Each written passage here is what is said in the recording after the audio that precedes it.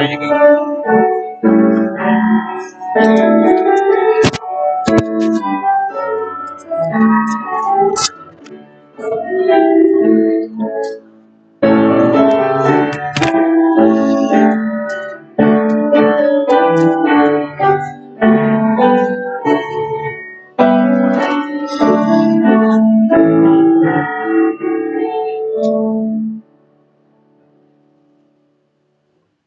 Good morning. What a good day it is to gather together in worship of our Lord and Savior Jesus Christ. Amen.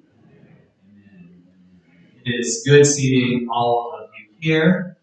I am working my way through this holiday season, and it's amazing how, even in the middle of a pandemic, it's exhausting. Even when things, it seems, are being cut short and, not doing quite as many gatherings as we might normally do, it'll still wear you out. Am I the only one? Yes, just me? All right. I can invite you along with everything I'm trying to do now from a distance, but sometimes it's even harder than if it was just in person.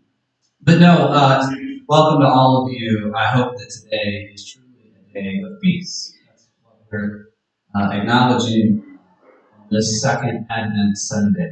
As we look to the read here, we'll see the candles of hope, and then the candle of peace, joy, and love as we anticipate the birth of Christ. So today, regardless of how busy you are, perhaps you're like me, already kind of worn out by the season, perhaps you're like Patty, bursting with energy, ready to help everyone who needs it because she doesn't have enough to do. I hope you find peace today. I do. If you open up your bulletins, we'll see just a few special announcements there. The first announcement is our contemporary evening worship. That's this evening. We are going to have this service as planned. In fact, there's going to be a children's worship service at the same time as the contemporary evening service for us, so that if there are any children, they can come and they can go down the hallway, just not too far from the sanctuary, that they're going to have their own music, they're going to have their own message. This will be a great way for parents to feel like not only are they leaving their kids somewhere while they're getting a chance to enjoy time of worship, but they'll feel like they're leaving their kids somewhere where the kids are getting a worship experience that's tailored just for them.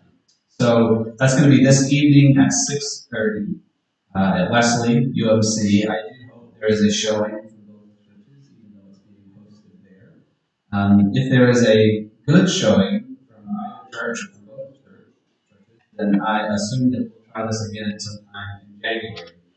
And then we'll adjust it as those who came would like. I think this is something that would be a good thing for both of us. We have the Christmas cantata that's going to be the following Sunday at 6 o'clock, December the 13th at 6 o'clock. There's a really great announcement here. I don't want to steal your thunder. Do you want me to read some of it, or do you want to announce it yourself? Okay, I'll do it. The Israelites were expecting a king, but their joy and ours came in the form of a baby boy. A boy who would be both fully man and fully God, and who would desire a relationship with us so much that he was willing to sacrifice his life for us. It was unspeakable joy in an unexpected package. Please join us as we celebrate this unexpected joy in music and song on December the 16th. The 13th at 6 o'clock in the sanctuary. I do hope that you come. Both the evening service tonight at 6:30 and the cantata will be streamed online. But of course, especially when it comes to the cantata, the quality of music on a stream online is only so good. Right? We're not a professional church here set up for that kind of experience. So obviously, the experience will best be witnessed here in person, but I know that there are some limitations to that. I believe our stream is working online, and so we're going to do the best we can to make that as good as possible.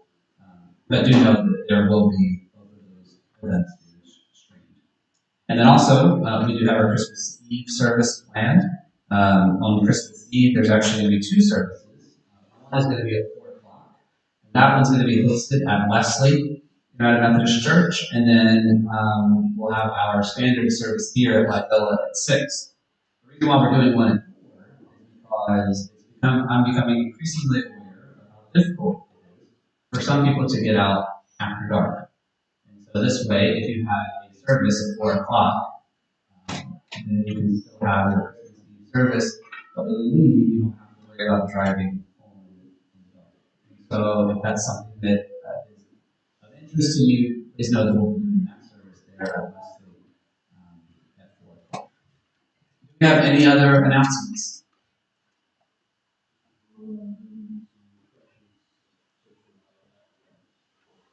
Yeah, there will be some refreshments and social time as well as some youth activities that will be after tonight's service. The whole day is planned to be completely done at 8 o'clock. So that's the plan for now. If there are no others, then Patty, would you please come forward and lead us in the choir in this morning's congregation?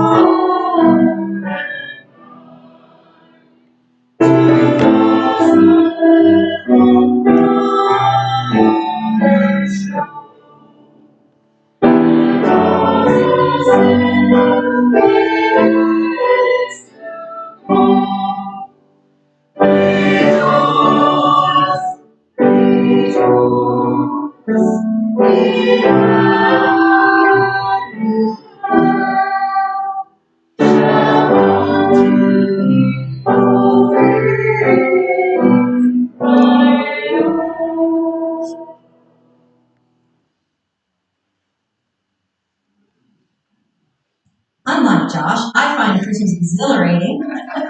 I love the music. Young, you can't do anything with it. I love to hear the music. I love to hear it early.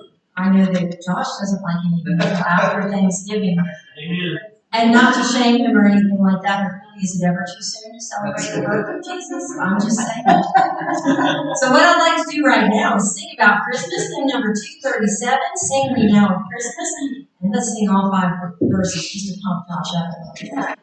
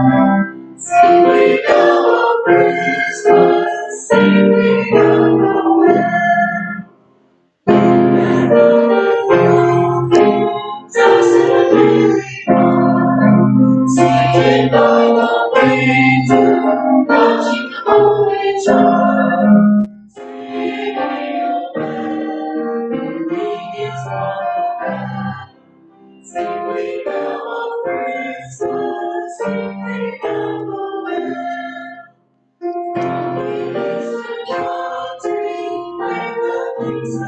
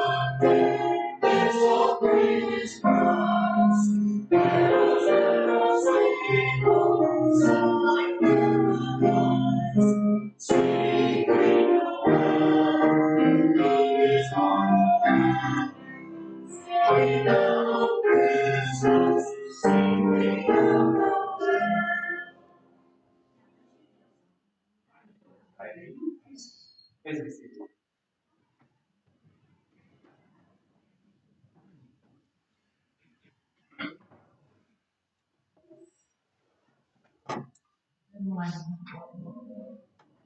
Scripture today is from Isaiah 40.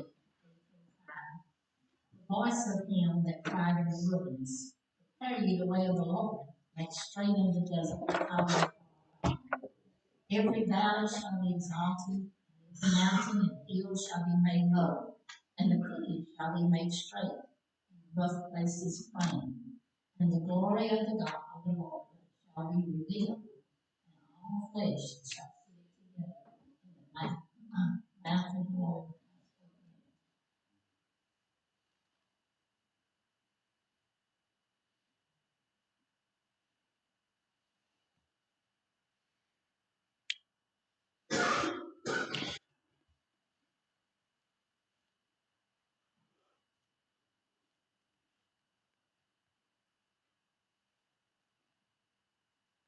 Today we lit the candle of preparation and peace. Let it remind us to prepare our hearts for the coming of Christ. Let's pray together. Father, guide us in confession of our sins. We know in the greatness of your love, you have promised to forgive us. Cleanse us as we prepare our lives for the coming of Jesus again. This we ask in his name. You'll remain seated. Grab your hand and turn to page 881. Let us affirm our faith together.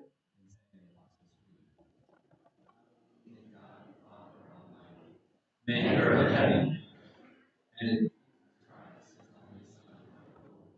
it was conceived by the Holy Spirit, born of the Virgin, suffered under Pontius, was crucified, and the third day he rose from the dead.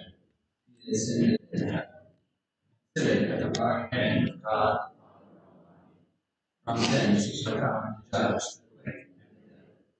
I believe in the Holy Spirit, the Holy Catholic Church, the communion, the forgiveness of sins, the resurrection of the body, and the life everlasting.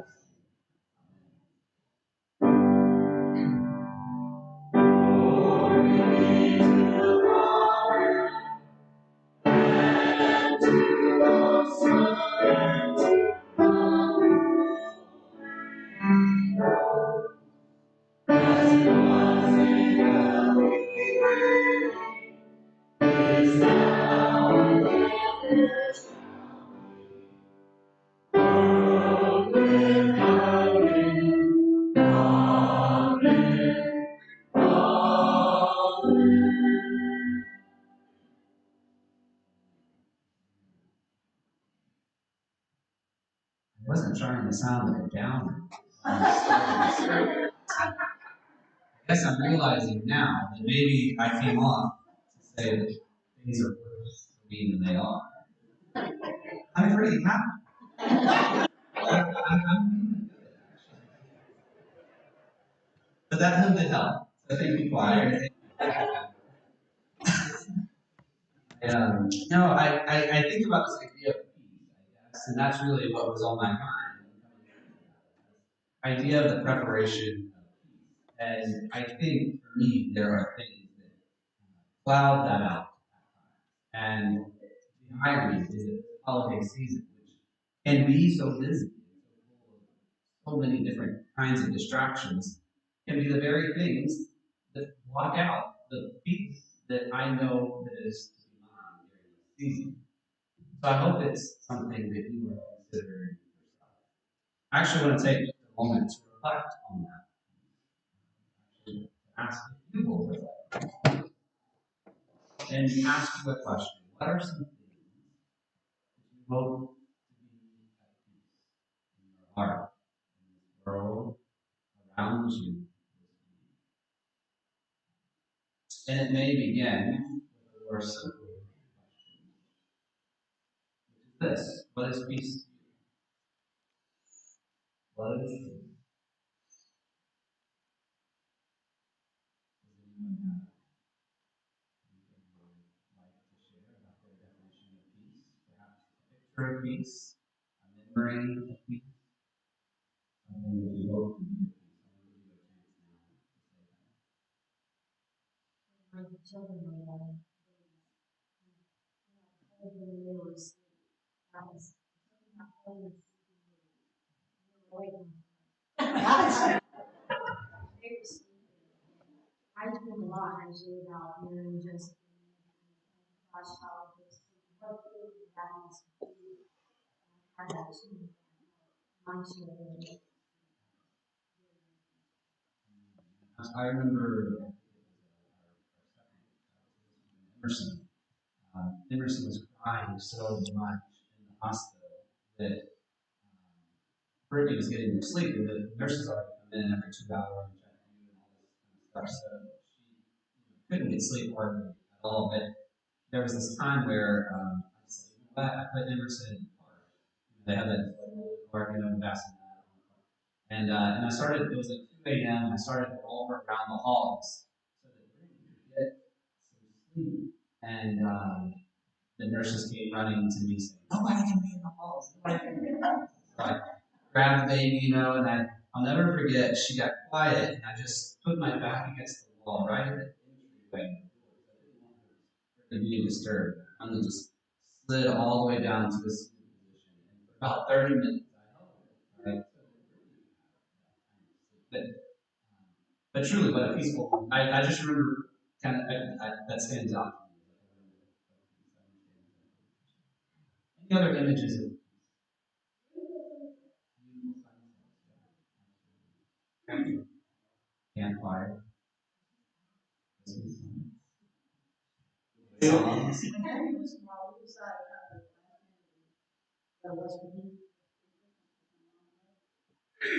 So he lights on my house and everything together and all stuff in the car and up there and I was just raising and all that kind of stuff. Lights on the building, all things,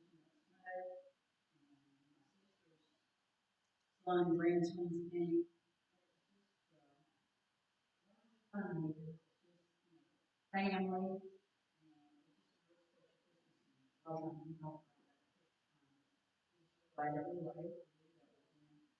And I didn't have a tree. I don't know what it is. Gosh, you might know.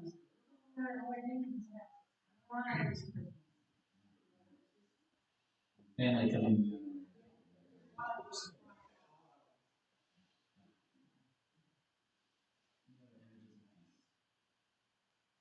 Live across the road there and working all day. And here in the day and all the things that hold on Here in but this it's church, real good to hear the church bells. what a wonderful and absolutely hearing those bells ring.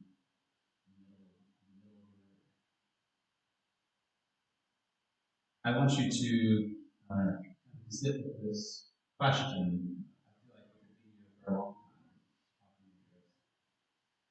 I think it goes into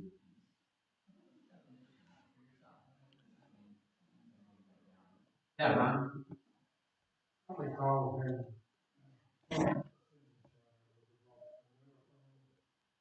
Uh,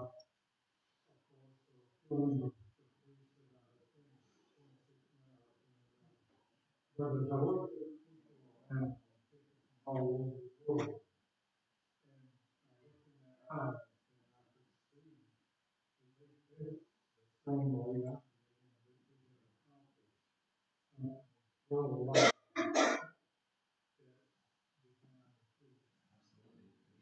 I'm finishing a marathon, 26 miles. I was in that Boston marathon finish line. I imagine you did feel. That's right. Absolutely.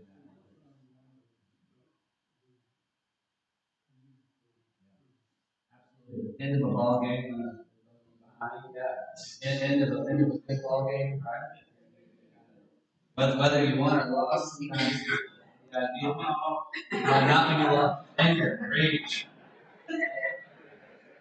Forgive me. Forgive me. I was trying to help you out.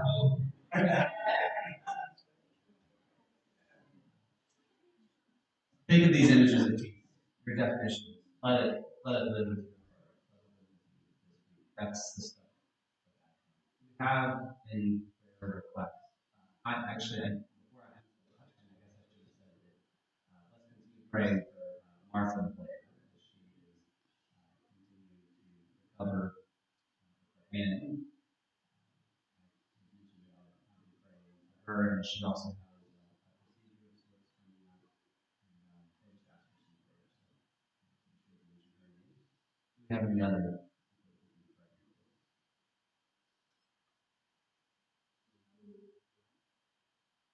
people that we can pray for? I think Andy needs our prayers. I talked to him last Sunday, and I think his numbers, and I'm not real sure about what I'm saying, are increasing. So, we have an update on the phone. Palmer's George and Francis Palmer, no, no newsworthy update. It's just continue to pray for him as George is both of them are fighting different things in their bodies, but they seem to be doing okay. I actually had a fortune to visit with them a couple of weeks ago, I guess, and they seem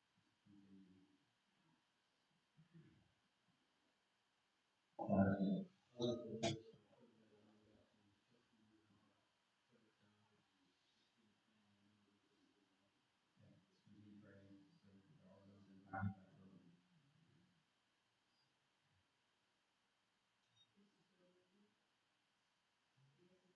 Jesse's still doing well. I see smiles. There are no others. Let's go for the Lord now in prayer. Heavenly Father, Prince of Peace, we come to you asking that you would truly create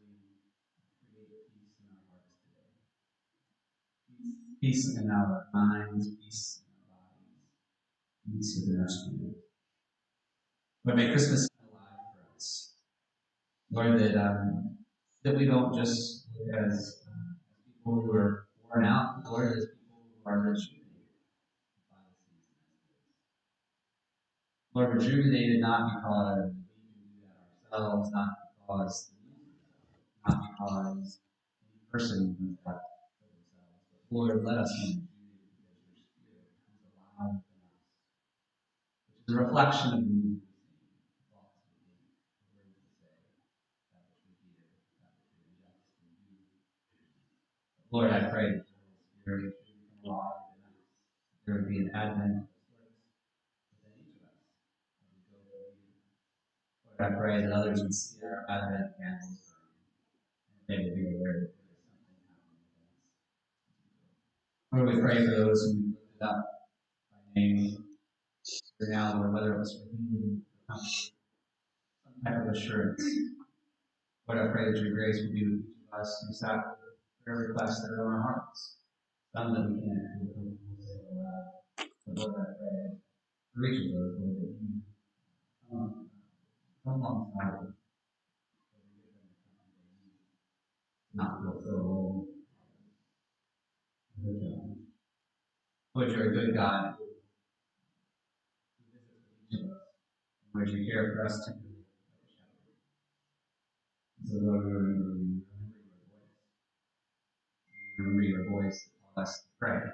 Now as we pray the prayer that you taught us, as we say, Our Father, who art in heaven, hallowed be thy name. Thy kingdom come, thy will be done, on earth as it is in heaven. Give us this day our daily bread, and forgive us our trespasses, as we forgive those who trespass against us. And lead us not into temptation, but deliver us from evil. For thine is the kingdom, and the power, and the glory forever. Amen. Our offertory hymn this morning is hymn number 245, the first Noel. Let's stand together and sing the first 4 verses. You sing. I need to sing more. I'm still so.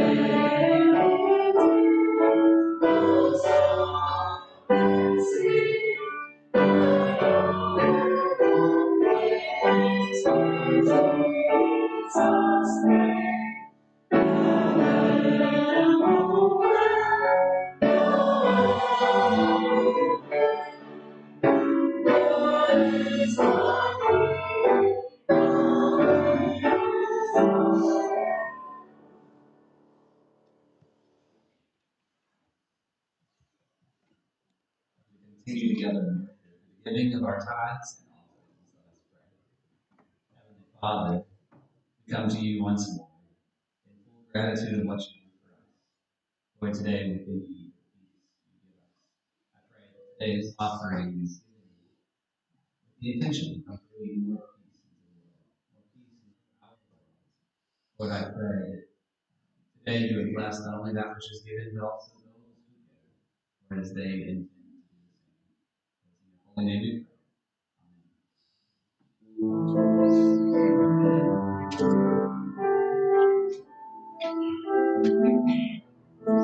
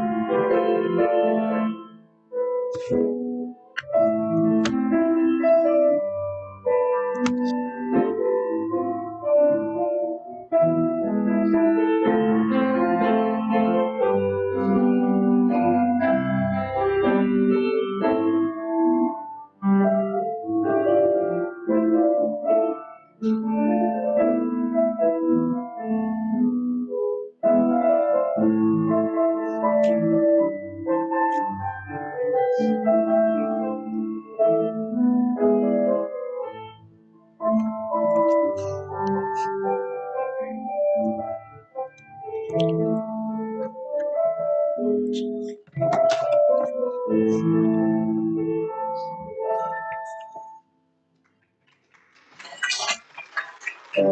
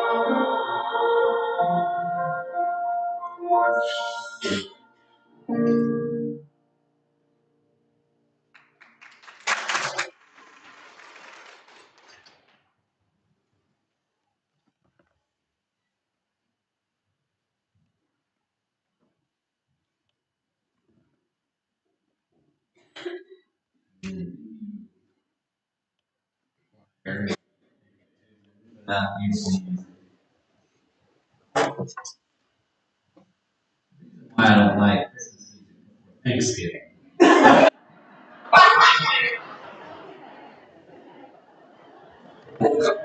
It makes it more special when the time comes. It's a practice of patience. I'll drop it. I'll let it go. 200 years ago, actually probably longer than that. Let me check our notes. No, that's right. 204 years ago, in a town over North Germany. There was a young priest who was also a songwriter, and he was looking to be inspired for the song he was going to write. And so he walked outside on a cold winter night. He saw his town, Overnorth, all lit up. Nice winter. And he was surprised at the silence. In ways he didn't hear.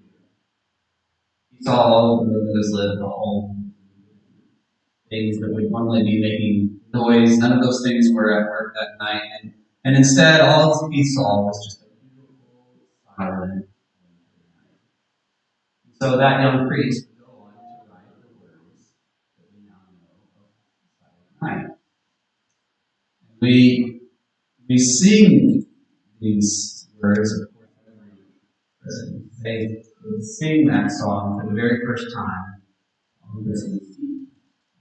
And as the music, it made its way around Europe, and then, of course, eventually translated the 6 verses they had, I believe, now down to 3, into what we have as Silent Night. And this sermon series that I'm preaching through right now, during this season of Advent, this Christian season of Advent, 4 weeks leading up to Christmas, is a reflection on that very image that we have of Jesus being born in the world. And the whole thing culminates not with some conclusion of preaching another message. Really, for me, the sermon series with all of us singing together Silent Night, as we always do on Christmas Eve. I think it's interesting we have this metaphor, the song Silent Night, for Jesus being born into the world, because it's really a great paradox, one of these things that doesn't always make sense, at least on the surface.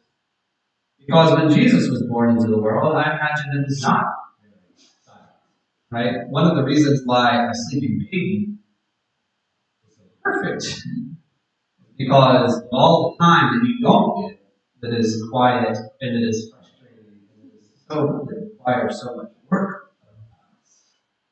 I like to think about all of the noise that was probably going on when Jesus was being born. Now, I'll spare you details, but I'm in 3 living rooms. Noise is a part of the equation. You know, for us, there are machines and all kinds of things. But I mean, for Jesus being born, I mean, he was in a manger, for goodness sake. He was in a stable with animals. And he was a child being born into the world. That's not a quiet thing. In fact, what's one of the first things we listen to? We want it to cry. We want to hear it because we want to make sure there's not fluid in its lungs. We need to hear the babies cry.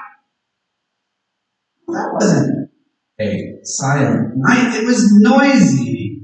It was loud, but yet we still choose these words to sing every year at Christmas, and not just at Christmas. It has become the Christmas Eve song. In fact, it's the last song many of us hear before we go on to celebrating that beautiful day of Jesus' birthday. And this tells me 2 things. First is that I think we sing of our desire. That our Christmas might be like that of what we imagine happening in the first Christmas.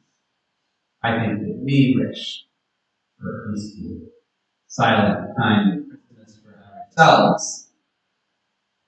That is what it is. The second thing that this tells me, we're going to spend the rest of our time together today talking about, is that silence isn't external in the way that God can speak silence to us. No, silence in a good, godly, Christian way can happen regardless of all the noise that is around us, all the chaos that spins around us. No, silence is internal. It works its way from the inside out. So the question that we have these 4 weeks of Advent is, what is a word that preachers like to use? What is this holistic picture of silence? That simply means, what is a full embodied picture of silence for ourselves as we go into that Christmas day, or into that Christmas time? That kind of silence that we sing of when we think about the baby boy being born into a manger, bringing peace into the world. We have a silence of self. And this is the purpose of each of these sermons. Silence of mind. Today it's talking about a silence of spirit. We need to have a silence of heart. And yes, we need to have a silence of the physical body. A whole holistic picture of silence. That's what we are constructing and putting together as we go through these things. So let's read our text that is for us today. Out of Isaiah, chapter 40. We've heard part of it already. But I want to give you the context. I believe you read verses 3 through 4, 3 to 5, right? So we're going to read verses 1 through 11 together. I think it's such a beautiful picture of God's call to the people of Israel. And in that way, God's call to us. Isaiah chapter 40, verse 1. Comfort, comfort my people, says your God. Speak tenderly to Jerusalem. Tell her that her sad days are gone and her sins are pardoned. Yes, the Lord has punished her twice over for all of her sins. Listen, it's the voice of someone shouting. Clear the way through the wilderness for the Lord.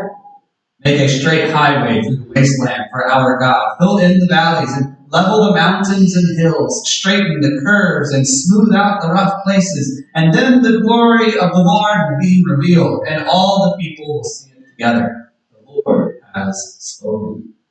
A voice said, shout. I asked, what in the world should I shout about? Shout that people are like grass. Their beauty fades as quickly as the flowers in the field. The grass withers and the flowers fade beneath the breath of the Lord. And so it is with people. The grass withers and the flowers fade, but the word of our God stands forever. O Zion, messenger of good news, shout from the mountaintops. Shout it louder, O Jerusalem. Shout and do not be afraid. Tell the towns of Judah, your God is coming. Yes, the sovereign Lord is coming in power. He will rule with a powerful arm. He brings his reward with him as he comes. He will feed his flock like a shepherd. He will carry the lambs in his arms, holding them close to his heart. He will gently lead the mother sheep. This is the word of God. Thanks be to God. Ultimately, as I'm reading this text, I think about the silence of spirit, the silence of soul, this way in which we are directly connected to God. I think about this silence of spirit be about connection. The first thing that I tend to think about when I think of this silence of spirit, when you look to Isaiah chapter 40, you see these first verses. Comfort, comfort my people, says your God.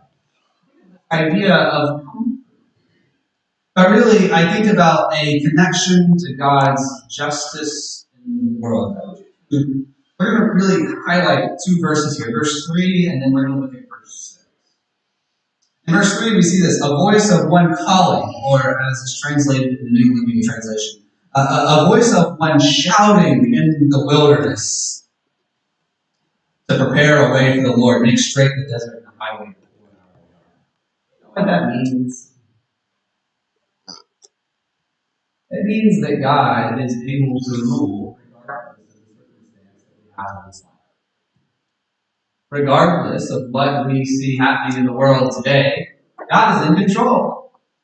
God will remain in control, regardless of how high the mountains seem or how low the valleys feel. When I was in Colorado, we were in Denver and we were riding our way through the Rocky Mountains.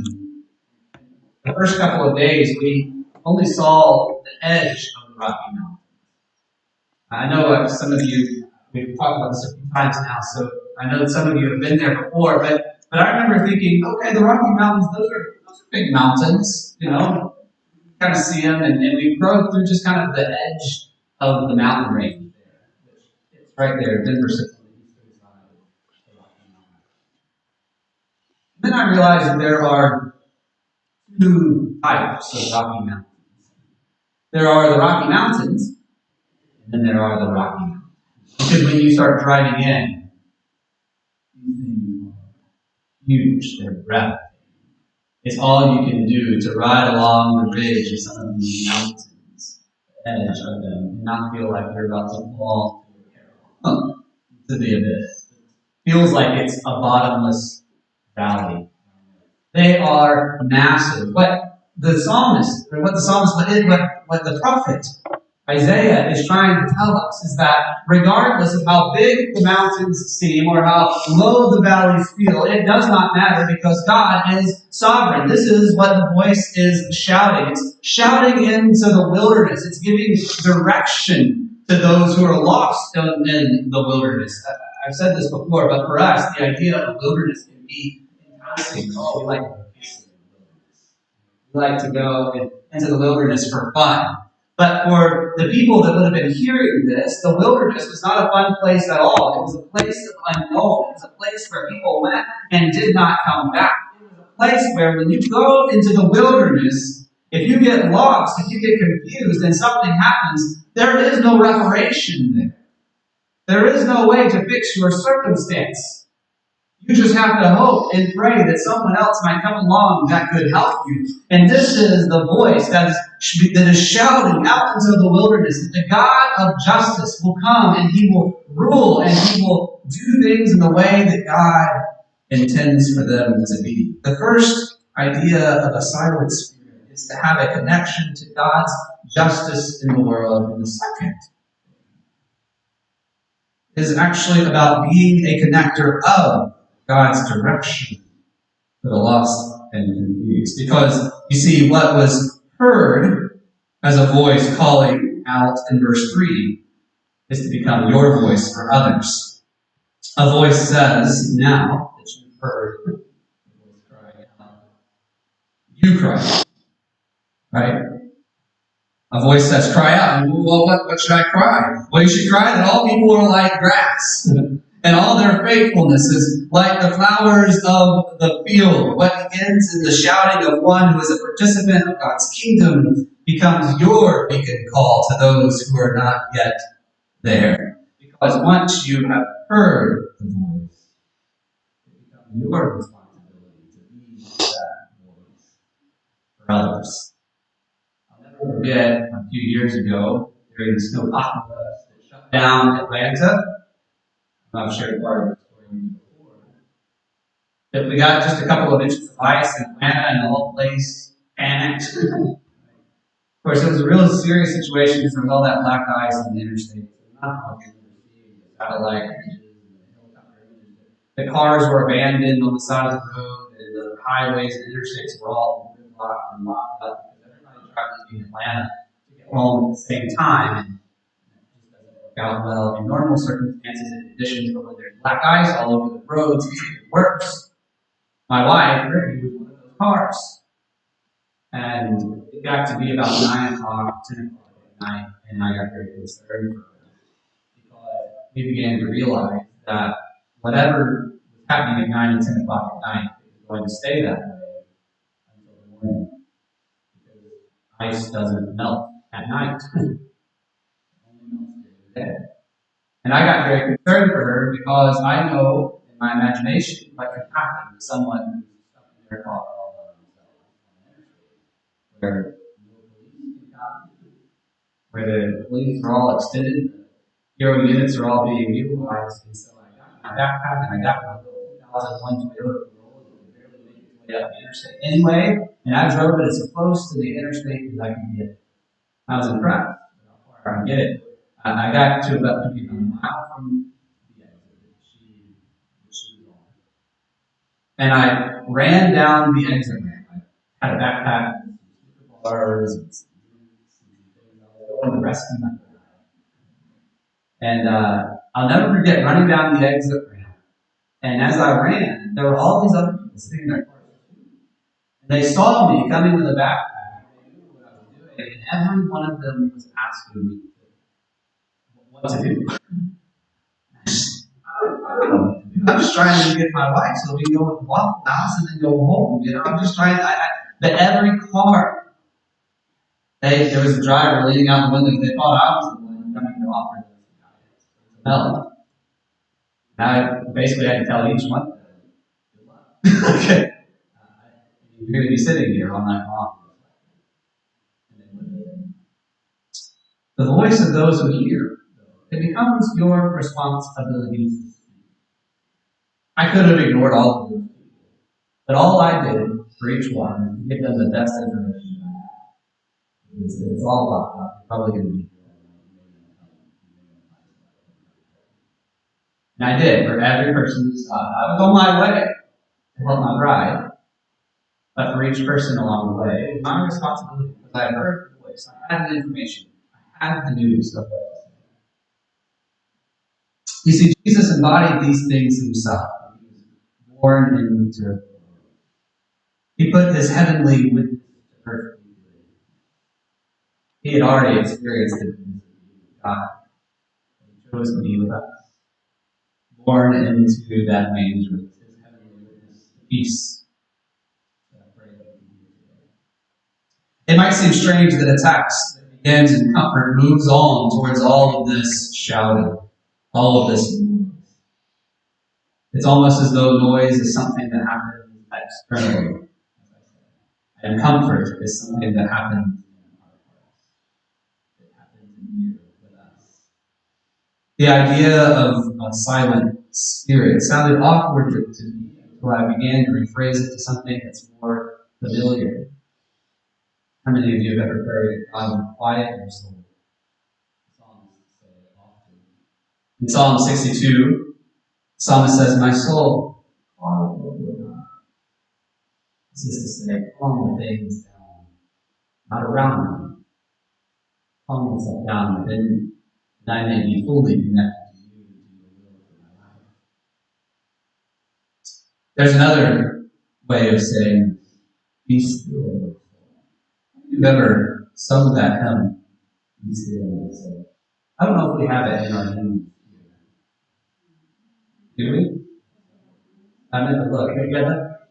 Oh, we did sing it 3 weeks ago for the offering. All right. Let's do sing things that aren't our hymns. Goodness gracious. Did I do something bad? I can't. Be still, my soul. Be still, my soul. The Lord is on thy side. Bear patiently the cross of grief and pain. Lead to thy guide, to order and provide. In every change, be faithful remain. Be still, my soul. Thy best, the heavenly friend. Through thorny ways lead to a joyful end. Last verse goes into this. Be still, my soul. The hour is hastening on when we shall be forever with the Lord. When disappointment and grief and fear are gone, sorrow forgotten, love's purest joys restored. Be still, my soul, when change and tears are past, all safe and blessed, we shall meet at last. I pray for a stillness of soul for you today, a quietness of spirit,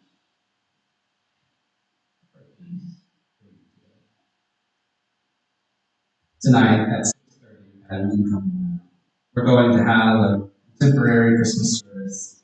I'm actually going to continue the theme of peace, and I'll tell you a bit more about the story of Silent Night. I encourage you to listen and on our Facebook page and YouTube, Leslie's Facebook page. You're welcome to come and visit us then. But I pray peace for you, quietness of soul. You may be connected to God. You've heard the voice shouting. You may be a connector of God for others. You may say and talk about what you heard yourself. And as you come forward in this, in our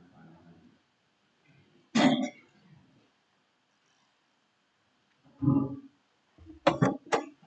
Our closing hymn this morning is hymn number 229, Infant Holy, Infant Holy. Let's stand together and sing both verses.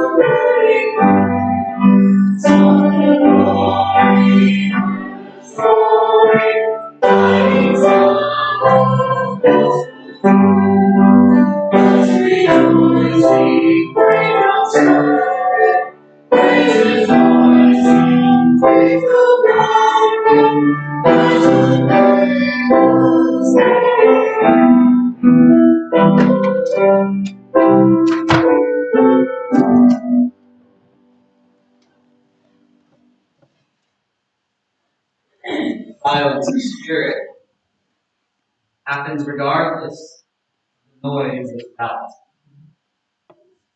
other things, about you, that you're about to walk into. Some of you are going to walk into some very noisy situations.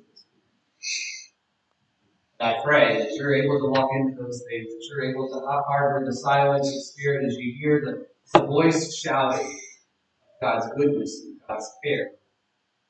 I pray that you would allow the God of care to live in your hearts and give you peace. I pray this to be so as you go forward in the name of the Father, the Son, and the Holy Spirit.